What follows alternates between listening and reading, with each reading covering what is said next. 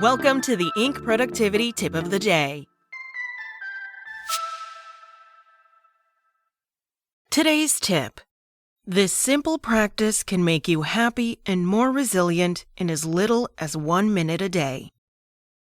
Science has spoken. The simple act of writing in a journal is extraordinarily good for your mental health and your physical health as well. It can increase your emotional intelligence, help tame worries and anxieties, give you better sleep, and can even lower your blood pressure. It seems clear that if you're not in the habit of writing in a journal, it's a habit you probably should start. But just how do you get started? For some of us, journaling is almost an instinct. Using a pen and paper or perhaps a keyboard or smartphone to explore or manage our own ideas and emotions comes as naturally as breathing. For others, it can seem like an awkward or even slightly weird thing to do. If you fall into that second camp, but want to try journaling and see if its many benefits work for you, here are some easy approaches you can try.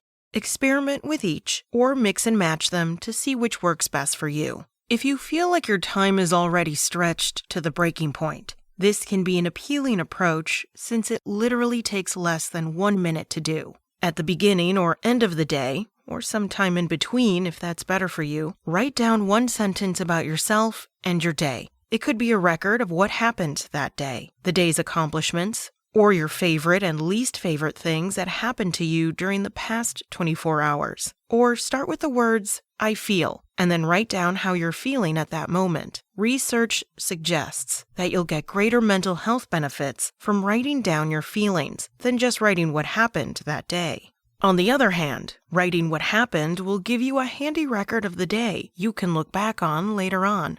I use a slight variation on this myself. Right before going to sleep, I write down the things I accomplished that day, as a counterbalance to my usual frustration that I didn't get more done. Again, the science is very clear. Feeling and expressing gratitude puts you in a better mood, improves your mental health, and can even add years to your life. So why not combine the proven benefits of journaling and gratitude by starting a gratitude journal? As with the sentence a day approach, the time commitment is very small. All you have to do is write down 3 things you're grateful for, in any order. These could be people in your life, good things that have happened, or even customers that sustain your business. More than 3 is fine, too. Although I don't journal my gratitude, I do have a years-long practice of mentally listing 3 things I'm grateful for before I get out of bed or even look at my smartphone every morning. It definitely has had a positive effect on my mood and helps me keep things in proportion. Writer Carroll invented the bullet journal as a way to organize his thoughts and tasks, and it quickly caught on, becoming a blog,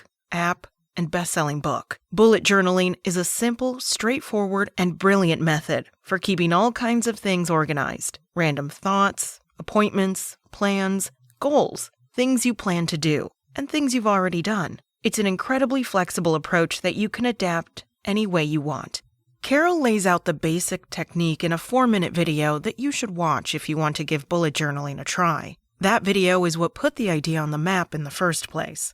This approach comes from Julia Cameron's Creativity Classic, The Artist's Way. I read the book and began doing morning pages decades ago. And while I don't do morning pages every morning, I do find them incredibly useful. Morning pages are incredibly simple to do. You just grab a notebook or pad. Cameron favors yellow notepads, and write 3 pages in longhand without stopping to think about what you're putting on the page. The idea isn't to wind up with high art or any kind of art. It's simply to clear your mind with a hefty brain dump, and people who try it say it works remarkably well. That includes me. I've been writing morning pages, though not every day, for many years. This is the most time-consuming of the methods here, but also likely one of the most effective for improving your mental health. That's because research shows that spilling out your feelings and thoughts onto the page will bring greater mental health benefits than using a journal to record events or make plans, although those uses are beneficial too. Although Cameron recommends writing morning pages at the very start of your day, you could write them other times instead if that fits your schedule better.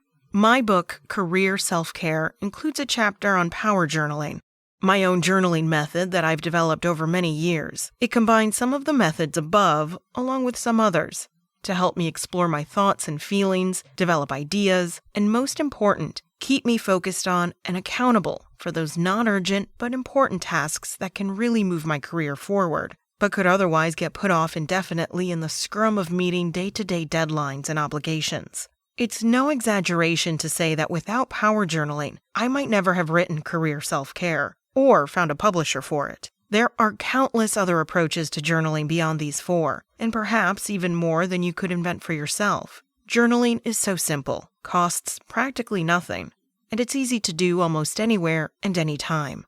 The benefits are real, so it's well worth giving it a try. That's it from Inc. Check back weekday mornings at 6 a.m. Eastern for more tips.